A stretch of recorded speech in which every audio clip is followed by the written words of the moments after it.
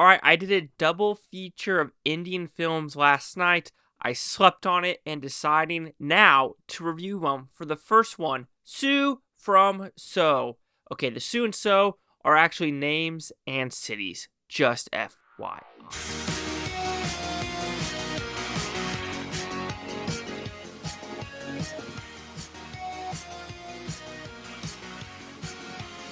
Chase Lee Hockey here with the Blue Futon reviewing Sue from So. What's about pretty simple premise. This is a possession story about a guy that really wants to impress a girl. However, there's a ceremony going on where they're celebrating the dead with food. He walks in the room, and now they're thinking someone in a specific town is possessing this dude, and they got to figure out why and how to unpossess him. However, is that truly the case with this movie? Or is it a interesting factor where when you're pushed into a lie, you don't know when to get out of? And is it okay to keep that lie if it is actually benefiting other people? And it's not really a beneficial thing. It's more of like to make other people feel good. So yes, there was a kind of funny comment in this video saying Indian movies are usually over 2 hours.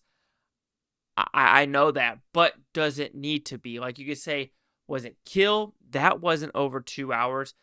There's also other movies out there, Indian movies, that aren't 2 hours. And that's the Superboys. That wasn't a 2 hour movie. It was like on the edge. But some movies in India, they feel like they need to be like 2.5. They need to be that 2 hours and 20 minutes. If it's a very simplistic story, and it doesn't need to be. Even intermissions. Some movies don't need intermissions. This is probably one of them. But that I would say is the biggest complaint about this film. Is it is overlong. There are more characters than there needs to be. And if you just shorten the script just a little bit to actually talk about the true beneficial factors of this possession of what he's trying to achieve, I think that would truly help. If they focus more on him, the girl, as well as the main town guy that's in charge that's trying to keep everything in check. But it's the story that I think really, and humor, pushes this movie forward. It says it's a horror comedy. There's maybe 2 elements of horror that kind of don't connect with anything in the movie. Something happens in the very beginning. And of course, you could say there's a nightmare scene that can work. But it's the very beginning scene, how it opens up with the water and how he's like wakes up drenched in sweat. Doesn't really benefit the story whatsoever. I know they're trying to do that for tension moments and trying to figure out what is going on. Sure, but you got to do more in the story to make it more of a horror-esque element. But this is a very much more of a comedic film through and throughout.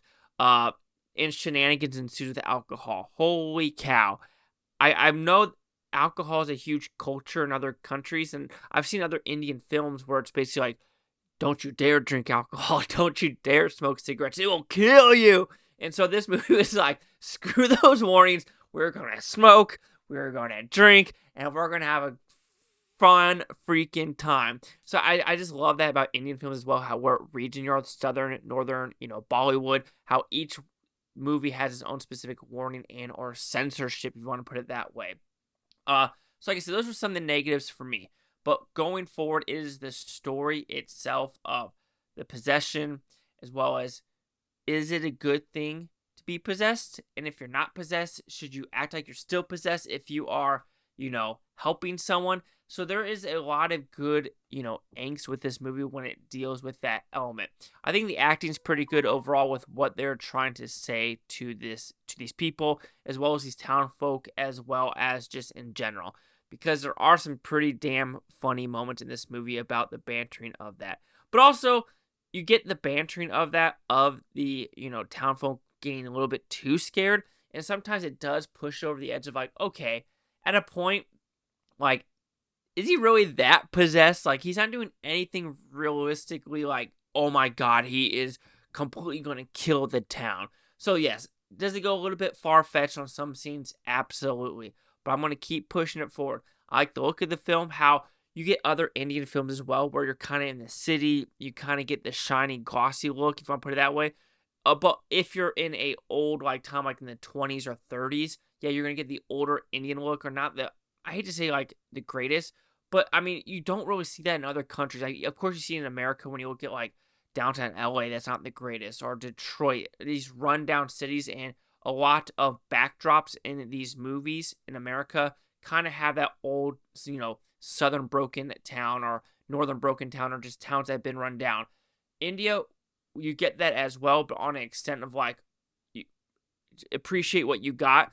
And it's just like that too. Like every country has that element, right? Of like, there's a really bad part of the country, but then if you travel 30 miles south, 30 miles north, you're going to get a fantastic with amazing running water, no issues, etc., etc. Same with Qatar. I remember going through Qatar, and there's like literally a line in the sand where it's like the city and the outskirts. And of course, you get that everywhere you go, but having that, perspective of being someone that's never been in India really, like, puts me more like, okay, this is how some other people live in the country. So I do like that element as well.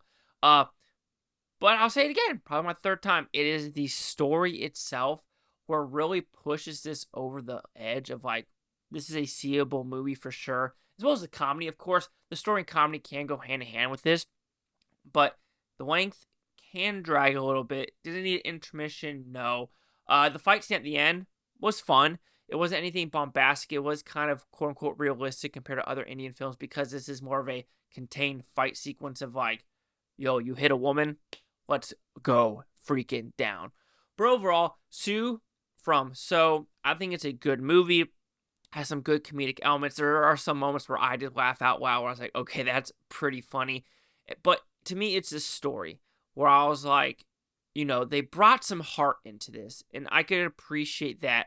Horror elements, they weren't needed. It felt a little bit added in post-production, but Sue from So, I was pleasantly surprised. So Sue from So will receive a 3.5 out of 5 with Futons, which equals that 70%. So we'll see the critics and user scores gave this one. So nothing for the critics. We have audience score fewer than 50, nothing either. No critic consensus. So you have my 70. Chase out here at the Blue Futon. Like, comment, subscribe. I'm on this Futontopia. You Blue Futonians, thank you for watching. Have a great day. I don't care if you watch this today, tomorrow, week from now, a year from now. Every single freaking one of you. Peace and love. Peace and love. And are you a Sue from So?